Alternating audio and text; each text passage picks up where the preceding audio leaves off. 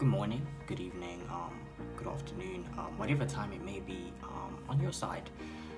My name is Jabulani, Stanley Mdluli, and when I die, what do I want to be remembered for? I think if you had asked me this question a few months back, I probably would have told you something along the lines of being wealthy, the founder of a company, being a top executive, or like the owner of a major business conglomerate, something along those lines, basically, just to do with status and wealth. But more recently, thinking about it, I think when I die, I want to be remembered for bringing about change in people's lives. I think it's all about living out your purpose, and to me, I feel my purpose in some way or in one way or the other, it's to bring about change, be it small or big, in the lives of my family members, in the lives of my friends. Yeah, it's just change. What type of change? I don't know yet. That's still to be discovered. But yeah, I think that is pretty much what I want to be remembered for. Yeah.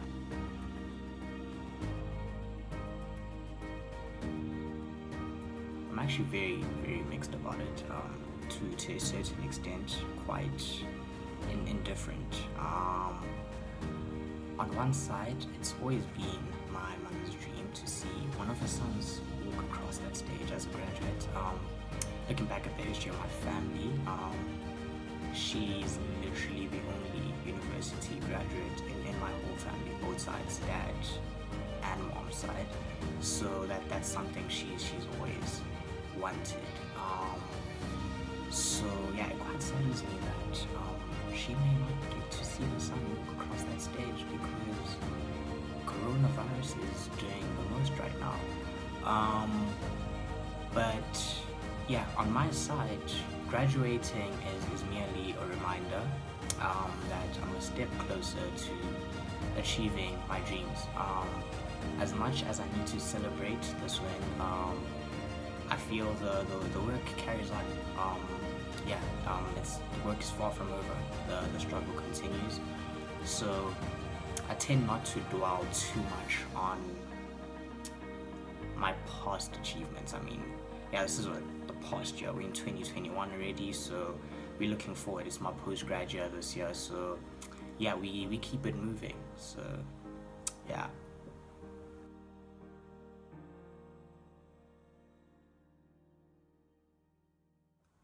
What advice would you give to a first year or current student?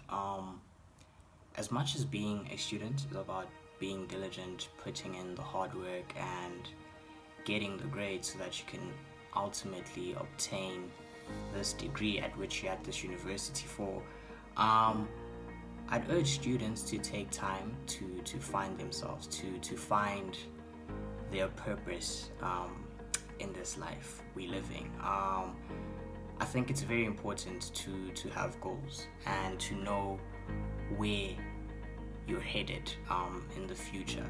And so how does this tie in with varsity and the whole experience? I think oftentimes students find themselves feeling lost or depressed with what they're studying, and I think this has a lot to do with the fact that their degree doesn't really align with who they are or where they see themselves in the future. Hence, I say it's very important to find yourself and find your purpose, because ultimately it's the biggest contributor to your happiness, to your future. So it's very important to be passionate about what you're studying, and as much as it may be difficult, there needs to be times where you actually take pleasure in what you're studying, and it excites you to get that knowledge. So yeah, I just think find your purpose and have goals and align that to your degree. Don't just be in it because you're motivated by the money or you ultimately didn't know what to study. So just take time to reflect and really decide if this is what you want to do. So yeah, that's my advice.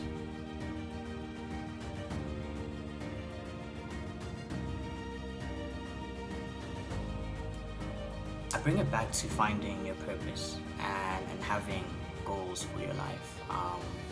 Having some sort of picture of where you see yourself in the next 10 years, in the next 20 years. Sometimes it genuinely does get really difficult, and you ask yourself questions such as, why am I doing this? Do I really need this degree?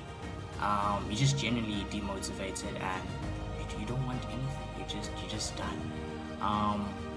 Allow your goals and your passion for what you're studying to drive you. Always think of the bigger picture. It's bound to be difficult right now, but keep on going, push through it, because you know where your life is headed. You know where you want to be. So yeah, that's what I would recommend. Moreover, certain things require sacrifice. At times you may have to sacrifice time with friends, sacrifice certain relationships, sacrifice certain things that you genuinely enjoy doing, all for the sake of your degree. Let it be. Don't find yourself passenger to someone else's dreams. That's been very key for me, because oftentimes we find ourselves trying to follow what someone else is doing, what our friends are doing, and ultimately we are helping them get to their dreams, forgetting that we have our own goals and dreams for the future. So stay focused and put in the work.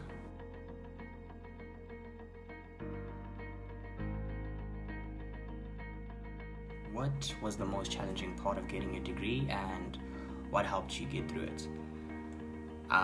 Besides trying to memorize everything and cramming and not even understanding, just trying to cram so that you can regurgitate all the information in the test. My biggest challenge, my greatest challenge was probably staying motivated. As I said, oftentimes I'd ask myself, why am I still doing this? I could feel my energy was depleted. I had no strength to carry on, and the workload was crazy. We had a test every other week, assignments, so I was genuinely just done with it all. Once again, I remembered my goals, looked at the bigger picture and remembered why I was doing this. I allowed my goals to drive me, and they were just my biggest motivator during that time. And so I remembered why I had applied for the degree and where I saw my life in the next 10 years or so. So that just kept me going, and I realized that my current struggles were nothing, were really nothing, because I had to achieve these dreams, I had to achieve these goals. So the work must continue. No time.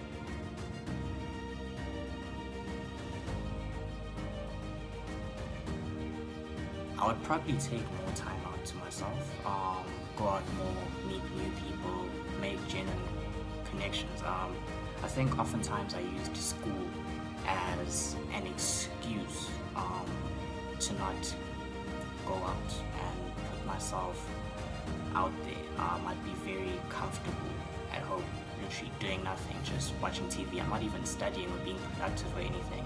It was really just an excuse not to be around people. So I think the transition through varsity shouldn't only be about your academic career, and you should use this time to explore, to find yourself, and literally do things outside of your academic career. Start a business or two. I don't know, just live life, I guess.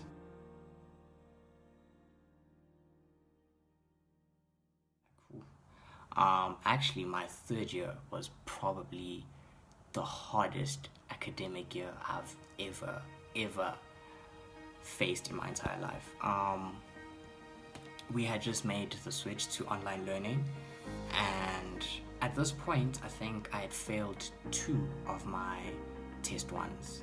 And okay, usually this didn't faze me because I knew they counted like 5%, so I could make it back. Fast forward to mid-year, auditing was really a different beast in third year. But yeah, I was failing auditing. Yeah, the whole module. I was basically, I was sitting on like 45 or something, which I guess isn't bad, but for me this was a first. So yeah, pressure was at an all-time high because this was low-key new to me, and I found myself doubting my academic abilities. And to add to that, my bursary was actually on the line because it was a pure merit bursary, so it was literally focused on my academic results. So obviously if I'm failing, it would mean I'd lose my bursary, have to refund them for all the years they've actually paid for my tuition. So yeah, pressure was at an all-time high. So how did I bounce back? To be honest, I had to remember the bigger picture because I was really demotivated. At some points I was just like, you know what, I'm content with failing auditing and we'll just try again next year. So I had to remember the bigger picture, remember my goals and what I was working towards, so that helped motivate me. But more practically, I had 4 modules, so I had to make the decision to sacrifice other modules and put in more time and effort into this single module. And so yeah, another thing is that I had to reevaluate my strategy, my method of learning. Clearly it wasn't working for auditing, so I had to adjust that because usually I'd focus on theory and then do a few tuts just before the test. So I had to switch to doing more tuts and focusing less on theory. So ultimately, I guess, if you failed an important exam, reevaluate your strategy. Was it because you genuinely didn't understand the work, and does that mean you need to put in more time into understanding the work?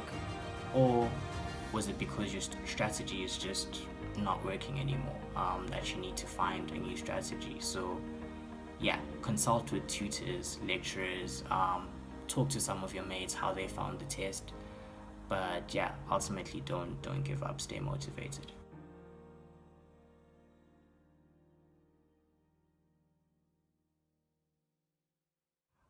Set a schedule and follow a specific routine daily. I think it's very important to allocate your time wisely. With the switch to online learning last year and basically having to self-teach everything, I'm not sure if I'm the only one that realized, but it generally seems like there are less hours in a day when you're studying from home.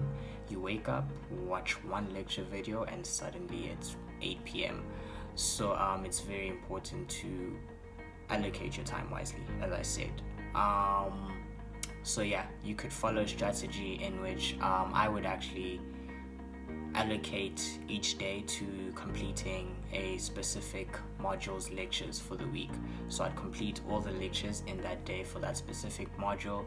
The next day, same thing for another module, and then set aside the weekend or the remaining days to have a look at tutorials or do assignments or whatever the case may be. So that would also be heavily dependent on the amount of time required to get through all your lecture videos.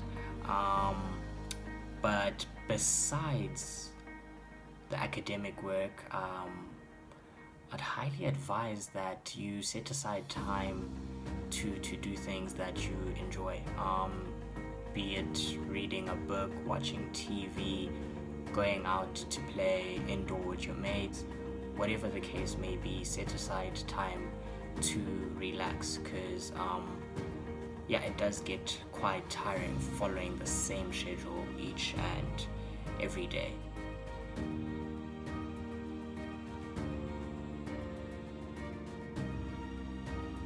simply put, I've completed my undergrad, so this year I will be doing my postgraduate year, which is my last year. Um, and if all no, and when all goes well, at the end of this year, we'll have my postgrad degree, and then I will be starting my articles for 3 years, and during that period, I'll have to write my board exams. But that's just the practical side of it, just the process of getting to my qualification. But looking at the bigger picture, as I said, the work continues. We keep on striving and prospering towards our purpose. So yeah, have a look at my goals, evaluate my progress, and keep on pushing and make sure I'm where I want to be within the next 10 years. So yeah, the struggle continues.